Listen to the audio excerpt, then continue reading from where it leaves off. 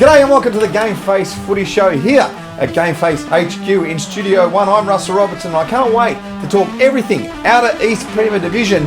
Woori beat Cranbourne in an absolute thriller. That's going to be great to talk about. And Beaky thrashed last year's Yarra Valley Premiers Wandon. That's a bit of an upset. I'm going to introduce you now to my esteemed panel over there. It's the coach. How are you, coach? I'm fantastic, Robert. That's all I'll say. That's all you'll say. And still looking very astute. That beard, you're going with it. It's looking quite... trim today. It's itchy. Look, I don't want it to be about me, this show, because Matt, I think, got a little bit embarrassed last week. It wasn't much about him, so it was more about me. He sort of put it in the side, But no, it's a bit itchy. Yeah, we get past that. Don't worry, it grows past that. And you spoke about Matt Footy. Now, Matt, you are an absolute, as I learn every single week, the more I do this show, an absolute rain man when it comes to football, sport in general, but specifically about the Outer East. Great weekend of football, mate. Yeah, thanks for calling me esteemed as well. Yeah. Not often that I'm called esteemed. Yeah, it was an up and down week of footy across the Outer East, but we're going to cover it off, of course. We are. Let's cover off straight away from the top. The jumper that I'm wearing at the moment. I mean, I'm looking like an 80s family photo shoot at the moment with the mustache and the ugly jumper. This is brought to you by Swiv's Locker, our wonderful apparel partners. You can get one of these made for your club. This is... boys, the Glen Ira Griffins, or the Gryphons as Coach called them as I walked into the room. What's going on there, Matty? But anyway, if you like something like this, you can get into Swiv's Locker. Would you buy something like this, Matty? I wouldn't buy it. I don't know. Oh, it's very lovely. It's a ripper. There you go, target market. Target market. Let's go to the Body First Health Group injury update. Matty, you've got something for us there, mate. Yeah, from the game on the weekend, Woori and Cranbourne, Robbie Allen, the marking intercept defender, finished the game on the bench with a suspected strained quad, but you never know. Tough character. How long's it quad? Like 46 weeks, is it? I don't know. I've never trained one. You'd have to ask Robbo. They grade them. I remember doing a quad. I don't know whether they're going to grade them out at Woori. I don't know how they'll go. You've got a sore quad or you don't have a sore quad. But Robbie's had a bit of an up and down year so far. Round one, he got off a plane, from all reports, from Greece at 5 a.m. and played in their win over Wandon. And then this week he finished the game with a strained quad. So, what a year. Perfect preparation gives you perfect Prepared. Or something prepared. Some PPPs. Fail to prepare, prepare to fail. No, I won't. I was about to drop a name. No, go on. Go on. You're good at dropping names. It's only been 2 minutes. That's pretty... The great man, Andre Agassi. Andre Agassi. It's not even the right sport. Doesn't matter. Sport. He said to me, Coach, come in. This is when he was 147 in the world. He said, Coach, come here, mate. Come here. Andre Agassi said, Coach. Come here. He was 147. Yeah. I interviewed him at the casino in Crown many years ago, and when he was still with Brooke Shields, and of course he nubbed her, and then he ended up being number one, got with Steffi, which I did advise him to do. Do you want to put her last name in so you can drop that name? Couple more names dropped. But he said, you plan the work, then you work the plan. Right, I love it. You just changed the words. I just wanted to get a couple of names. He did, and he really didn't say that at all. He said, stop talking to my missus. Who are you? She doesn't want to talk to you. Why don't you have a first name? That's exactly right. Let's talk about the match of the round, boys. Let's get into some football. Woori 14-9-93 defeated Cranbourne 13-8.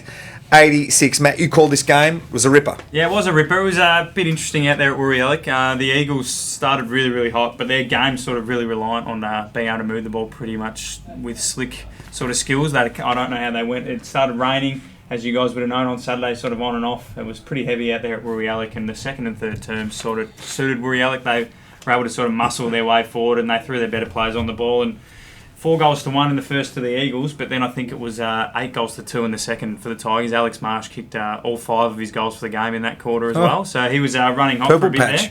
Yeah, but couldn't find it after half time. So Alex will probably have to work on his first, third, and fourth quarters, coach. So I'm stumped. Woori have beaten Cranbourne, obviously on Woori's home ground. Yeah. The smaller grounds obviously are playing a big part in some of these results, aren't they? I think we're going to talk about it later, but I think Woori game style, it'll be interesting to see how they get in a big ground. They don't have to play on one for a while still. They've got a Linda next week, and then I'm pretty sure that it's the interleague bye. So they're going to have a fair bit of time under new coach Jack Cole to sort of figure it out. But their leg speed was pretty impressive. It's just a matter of fitness. They were pretty bulky through the middle. But it was a really good game. Michael Wen impressed me for Cranbourne, as did Anthony Valla. It was interesting if you jump on oetv.com.au, be able to watch the last couple of minutes. Cranbourne got it back to just one straight kick, had the ball at half back. Anthony Vella was sprinting away from his man and got pinged for running too far. Did he? As he was exiting the 50. I don't think he did. If you listen to the commentary, I was pretty dumbfounded, but nonetheless, I haven't watched it back yet. I don't know how many steps he took. Someone in the office today was telling me if he took 10 steps, he must have run 20 metres, but that's incredibly long strides. So I doubt that, but Warri probably deserved the win, but Cranbourne pretty good, ran it out better, I thought. And one other interesting note, probably, I don't know whether it's a mental thing, but at after half time, 6 blokes from Cranbourne changed from short sleeve to long sleeve. Now, Robbo, if you're playing on someone that's changed jumper length at half time, you're thinking, I've got him here? I'd be into him. About that. If he was in especially out at Warri as well, they're not afraid to get vocal. I thought it was an interesting was decision. I was in the van with a cup of coffee, coach. But I was. I thought it was cold. I didn't strain my quad. No, grade 0. Getting in and out of the van. Well, just quickly, Rob, I'll ask you this question, and I don't want to labour on it, but you don't know how far someone runs, right? I mean, this is a really, really important part of the game. It can change decisions. It can change results of the game. It's the same with 50-metre penalties. Yeah. When the umpire just decides it's 37, why don't they have trackers, GPS trackers on, so that when they go 50, it's 50? Now listen, I've played all levels of football, and it doesn't matter where you play, you'll always have these issues of interpretation. Subjective. And shouldn't be subjective. 50's 50 or it's not. Absolutely. Yeah, you can't do 15 metres because it's not like NFL and rugby league and rugby union where there's markers on the ground. We only have the 50-metre arcs. So that's more difficult, but I'm more talking about the 50 metre there. Well, once again, you've got to know, am I 12 metres from this 50, because that means I have to be 12 metres inside this 50, and all grounds are different sizes as well. He's got a tracker on him, it's not hard, is it? But how are they going to read the tracker? Huh? He's got a tracker on him. In real time. Just press a button. Well, it'll beep. He needs one of those. Did you ever have those ones at school where the big wheel and it used to click every metre? Just have one of them. A bloke runs out and clicks it 50 times. And that's when we start absolutely slowing the game down, and you don't want to do that. I will say this, though. Players these days, and I've played, like I said, all levels, there's less arguing about the umpires at a suburban level because there is an understanding there that these guys are not being paid for the job that they're doing. Whereas in the AFL, they're getting paid and paid quite handsomely. You only have to rewind the clock a little bit to that Anzac Day game and see some results there of the whistle late in that game, and you go, well, hang on, I'm scratching my head here. But again, it comes down to interpretation. But Matty, it probably didn't affect the result that much. Well, not in the end. I think Vala's kick, it landed on the chest of a Warri defender anyway, and the siren went pretty soon after. But you never know. But yeah, great game of footy, and good for Warri. They've started well with 2 wins. Cranbourne, they look pretty good considering they were expected to sort of drop off a little bit, and really impressed a couple of them. And Corey Allison, I noticed, from Cranbourne, is nominated himself for the mid-season draft in the AFL. Wow. So he didn't play on the weekend. I can only assume that's because he was playing VFL then. But there was about 500 blokes going for 10 spots, but good luck to him. And Josh Tynan, which we'll talk about later. Good on you, mate. That's fantastic. Just lastly, both coaches be pretty happy with their team's performances. Yeah, Cranbourne will be a bit disappointed. I think they were expecting to win. Will they get them on the bigger ground, though, do you think? Yeah. You think so? I think so. They ran it out better, and I don't know how Warriors' game plan will go in the bigger round, but there you go. Find out. Very interesting league at the moment. These teams just feeling things out, playing in different grounds. A lot of results that are maybe a little bit of head scratcher and close games. It's great to see. Other results: Olinda 8-17-65 defeated Hillsville 7-13-55. A lot of behinds there. Narry Warren 20-22-142 defeat Upway 2-4-16. I mean, Narry, they're looking very good after that. Upway, that's a very low score. We'll talk about that in a minute. Beaconsfield 20-13-133 defeated Wanted 3-5-23. Now, that's a big upset. I'm going to get you boys to talk about all 3 of these matches because there's some games there that have got some interesting things to come out of them. Yeah. The Olinda Hills, I guess the only interesting thing is probably shows where Olinda's sitting, because Hills were expected. They lost by 150 points to Berry last week. That's right. And have only and Olinda, again, both sides kicked inaccurately, so it's not like Olinda butchered it. Neither of us were there, but you would have thought Olinda would have liked to win by more, but at least they've won. They've won a game now, and they can move. Well, they dropped off. They were up 28 points at 3/4 time. I saw in the scores, and they only, Hillsville will probably pencil this one in the calendar for the return league. Yeah, I think, as their chance to get on the board, and if Olinda don't get themselves moving, they could also be in danger. And the other two, what do you say? They're just teams that are used to playing on big grounds, thrash teams that are used to playing on smaller grounds. Yeah, we'll talk about it. I've got some stats on it. I think it's the scores like 133, 142 is a big score, and that might have been later in the game that the other teams have sort of dropped off. But it's more that the fact the other teams can't score at all. And Wandering, we saw them at their own ground. They've got firepower. Oh, definitely. Like, you've got Gorringe, Van Unen, Johnson, and Folks up the forward line with a lot of smalls. It's just that they've obviously, they either don't know how to move the ball, or the southeast clubs with the bigger grounds know how to defend the ground better. Yeah. So are you saying it's a knowledge of ground thing, or is it a cattle thing? Because you've set your team up for a smaller ground, or you've set your team up for a bigger ground. You've got your set plays set for those sorts of grounds. I mean, let's get into it now. Big grounds versus small grounds. So, Hillsville's got the biggest ground of the old Yarra Rangers clubs, and that is genuinely very long. It's not quite as wide, I think, as some of the southeast grounds. Looking at it here, so when we've had crossover games, so I don't know why we call them crossover because they're all within the one league, but at the moment they still are. There's been 5 crossover games that the southeast clubs have hosted. This is across the top 2 divisions, and 4 that Yarra Valley clubs have hosted. In the 5 southeast games, they've only conceded 165 points, an average of 33, and Monbulk, which again we'll talk more in depth with them in Division 1, but they scored 77 on the weekend. So the 4 premier games, or the 4 other games, across the 2 divisions have been an average of 22 points for the Yarra Rangers club scored. So clearly they're struggling with that.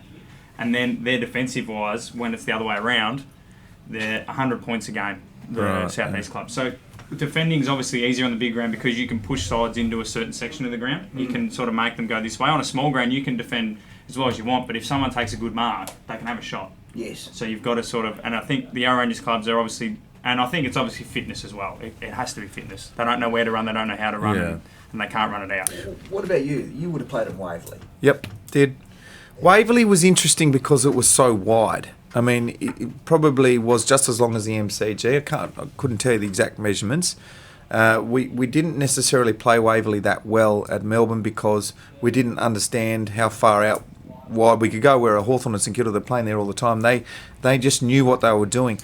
You go down to Geelong, long and skinny. You get out on the wings.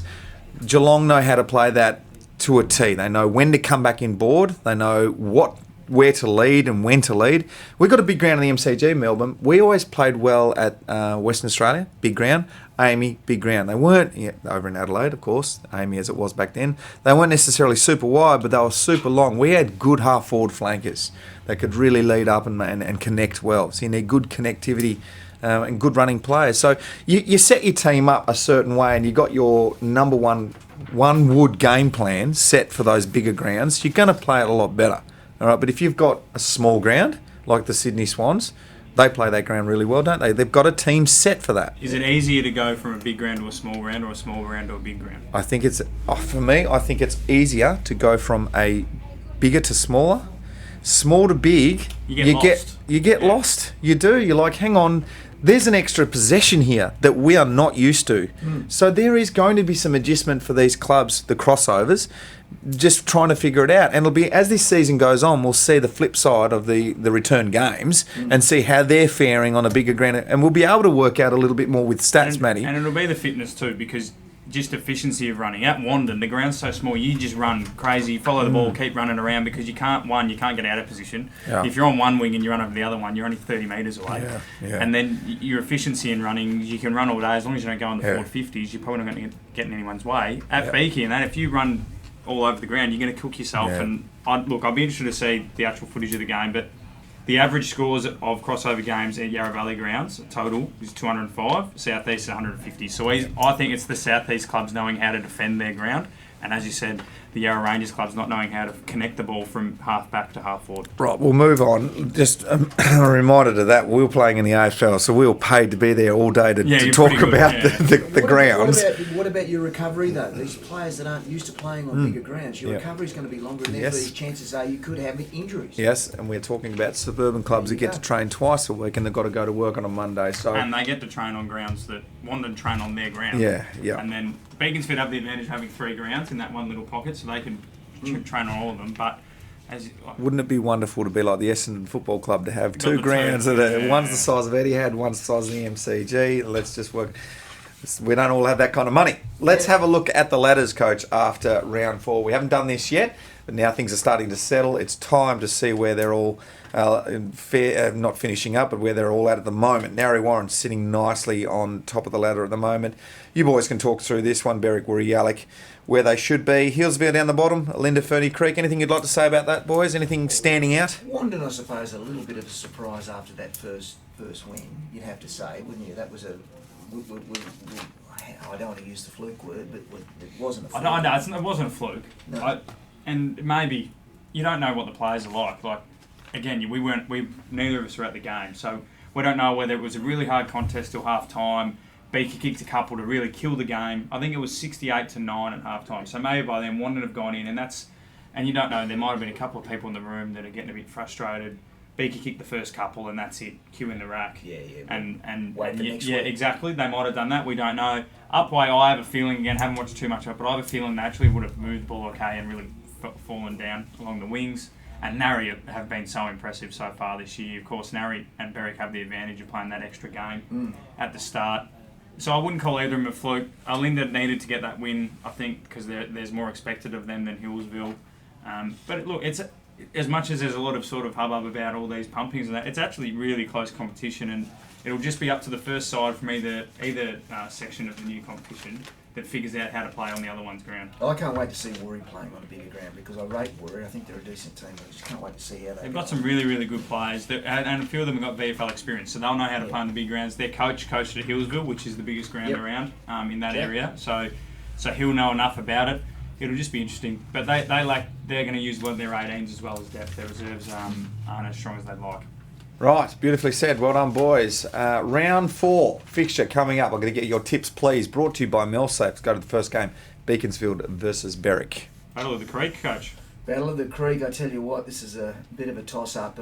I actually think Berwick will come home in that one. I just still think that there's more in them. I haven't watched much of Beaconsfield as of yet. I know they were telling me that some of their reserves players are getting a bit frustrated because they've got so many good players on the list, but they can't afford to put them all in the ones at times. And they finally got that win, which will probably settle down the whole club. Just to be contrary, I'm going to go Beaconsfield, but I'll be out there calling that one. I'm looking forward to my first Battle of the Creek out at home park. Speaking of a good game, Cranbourne will be hosting Wandon. This should be an absolute cracker. It'll be good to see whether Wandon have learnt from what can only be a numerous amount of mistakes on the weekend. Cranbourne ran through the game with waves. They run really hard forward of the ball. Wandon are a proud club. They'll want to get back on it, get back on the horse. As much as there's outside noise, I think the players and the coaching staff, they're not making excuses. I'm sure Nick Adam will be working on probably that connectivity. They've got 4 big key forwards, so they should have the ability to have a couple of the big targets up the ground. And they know that they can win against top clubs too. They can do it, and they're proud. And they're notoriously, I don't think last year they finished 3rd on the ladder and then stormed home with 2 or 3 wins in a row to win the finals pretty easily. So they might just be timing their run a bit more, but yeah, it'll be interesting to see how they go about it. Who are you going for there? I didn't catch that. In the end, I'm gonna stick with the Dogs then. Yep. I'm back on the Dogs in. Dogs for you, Matty. Coach, who have you got? I'm going to go with Cranny. Cranny at home for you. No worries. We'll move on to the next one. Linda versus Wirraluk. Worry. Yeah, I reckon it could be a little bit closer than you might think. You know, they'll be smarting Wirri after Alinda, sorry. Alinda, yeah. So you're going Alinda? No, I'm gonna. Wirraluk. I watched them on the weekend. They look pretty good. And they're still a bit scratchy. They had the bye first and didn't have as many practice matches as others, and they'll be starting to get some. They've beaten Wandon and Cranbourne now, and they're playing another familiar ground, familiar opposition, and they look pretty impressive. Michael Risley's playing for them this year as well. He was pretty good in his first game back, so Tigers all the way for me. I'll go with you. Both got the Tigers, and top versus bottom, Hillsville versus Narry Warren. Yeah, and on a big ground too, so Hillsville won't even have the advantage of maybe Narry taking a quarter to get used to the surroundings. Narry are going to lick their lips when they turn up to Hillsville, so could be a big score there, but the Blood's got a bit of momentum almost pinching the win, so let's hope they get a bit better. I'll go with you as well on that one, and not that I need the TV monitor to our producer, Will, who's sitting in the background, but it's gone off mate. So it's all in my head anyway. Yeah. So I don't really need the monitor. Yeah. I don't know why you would need the monitor. 'Cause There's there's only nothing else to be on it. The monitor's on. It's all, One more Monitor's thing to on. say is that Upway Tacoma have The the bye. bye this week. Boys, that's been the show. It's been interesting as always. Thank you, Matty, for your input as always. It's been a bit of fantastic. attitude with him today. Don't give me that. towards me. Don't give me that. Off air earlier on, he was talking down to me a little bit. I wasn't impressed. Someone has to. The way you're dropping names around. Respect your elders. Before we're down getting the coffee, and he's telling the bloke down there about when he met Rafa Nadal and Yeah, well. Lionel Messi and Well, all I this. taught him English, Rafa. Exactly. It's just like the time when Andre Agassi said to me, You Coach, know. come here. You Coach.